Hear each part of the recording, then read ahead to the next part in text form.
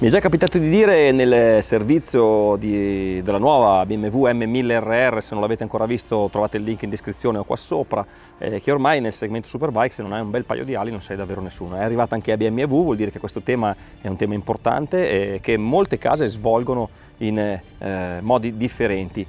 Per capire un po' come funzionano, quindi il tema di oggi è proprio le ali aerodinamiche, servono o non servono, cosa fanno. Siamo venuti a Pergusa, circuito iperveloce dove si toccano velocità di 300 km/h, si sta molto piegati, quindi l'influenza delle ali sulla guida è importante, per capire come Honda, Ducati e Aprilia hanno affrontato il tema. Non è una vera e propria comparativa, non prendiamo i tempi, però intanto parliamo un po' di queste belle moto che sono 3 novità di quest'anno, 2 novità di quest'anno più la vincitrice della nostra comparativa dell'anno scorso, riguardo proprio il tema dell'aerodinamica ma anche del carattere di guida. Andiamo a conoscerle meglio una per una.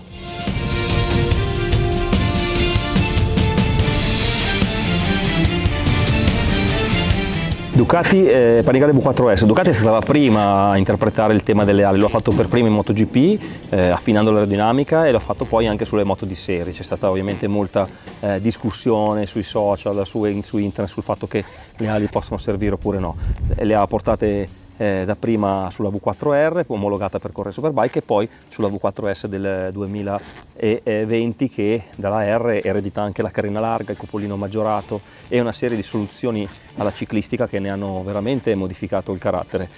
L'ala rispetto a tutte quelle concorrenti è sicuramente quella apparentemente più evoluta, anche perché al bordino laterale è un'ala che Ducati dice essere addirittura più efficiente di quella utilizzata in MotoGP, perché quella in MotoGP ha dei limiti.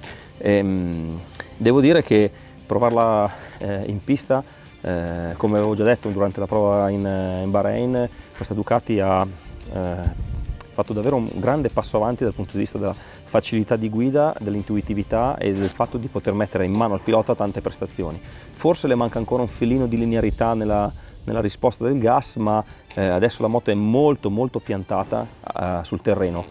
Questo sicuramente in parte è merito dei lavori fatti alla ciclistica, ha cambiato il telaio, sono cambiati anche un po' i settaggi delle sospensioni, ma sicuramente è dovuto al fatto anche delle ali. E delle 3 presenti qui a Pergusa oggi, dove si toccano veramente velocità altissime, e anche incredibilmente la più comoda, la carenatura larga, quella nuova utilizzata da Ducati, ti lascia più confortevole in sella, fai più giri e ti stanchi anche di meno. È una moto con cui mi sono trovato, devo dire, veramente molto bene, molto precisa, ha guadagnato punti, tanti punti in quella fase in cui prima era un po' carente, quindi in quella in cui rilasciando i freni andavi dentro in curva. Adesso è molto pastosa in questa fase di guida, e questo fa sì che si riesca ad andare forte molto più facilmente. Quindi devo dire che non sappiamo, sarebbe bello misurare l'influenza reale delle ali, però sicuramente il vantaggio con Ducati possiamo dire che, passando dalla vecchia alla nuova, il vantaggio è stato notevole.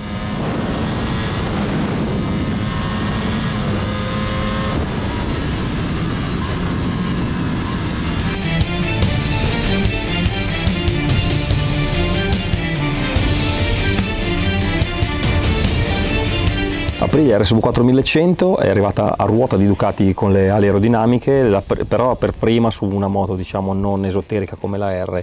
Sono un'interpretazione delle ali sicuramente differente da quelle di Ducati, perché sono intubate come quelle che si devono utilizzare in MotoGP. Il profilo alare apparentemente è meno spinto, quindi probabilmente le variazioni all'interno del funzionamento della moto sono un pochino minori. In effetti, ricordandoci com'era l'Aprilia 1000 rispetto alla 1100, non ci sono state enormi variazioni a livello di carico, però quello che mi ricordo, anche provandola al Mugello una con l'altra, di sentire l'avantreno molto più vantato. Semmai l'Aprilia, quando l'effetto alare è qui sui curvoni di Pergusa, fa sentire molto bene il feeling sull'avantreno, ma piuttosto fa sentire un po' più leggero il retrotreno, che tende un po' a spingere. È una moto che resta molto efficace da guidare, molto tecnica, deve essere perfettamente a punto per dare il meglio. Il monoamortizzatore in questo caso non era perfettamente a punto qui su Pergusa, quindi tende a spingere molto sulla gomma posteriore. È una moto che a 10 anni dalla sua nascita resta ancora una moto perfettamente competitiva nel segmento del Superbike, richiedendo uno skill di guida forse lievemente un pochino più elevato di quello che adesso, per esempio, mi sembra possa richiedere la Ducati rispetto a prima.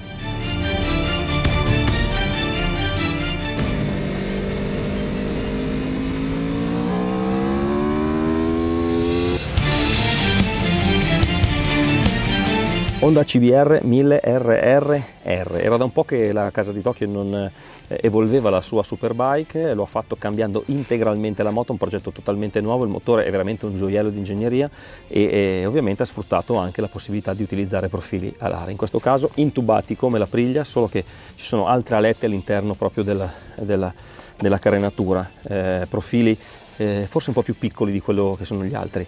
La guida della Honda è incredibilmente intuitiva, la ciclistica secondo me è la migliore di quelle che ho provato oggi in assoluto, ti dà un grandissimo feeling, dopo pochi giri senti subito la moto in mano, grande presenza della moto sul terreno, quindi nessun tipo di problema.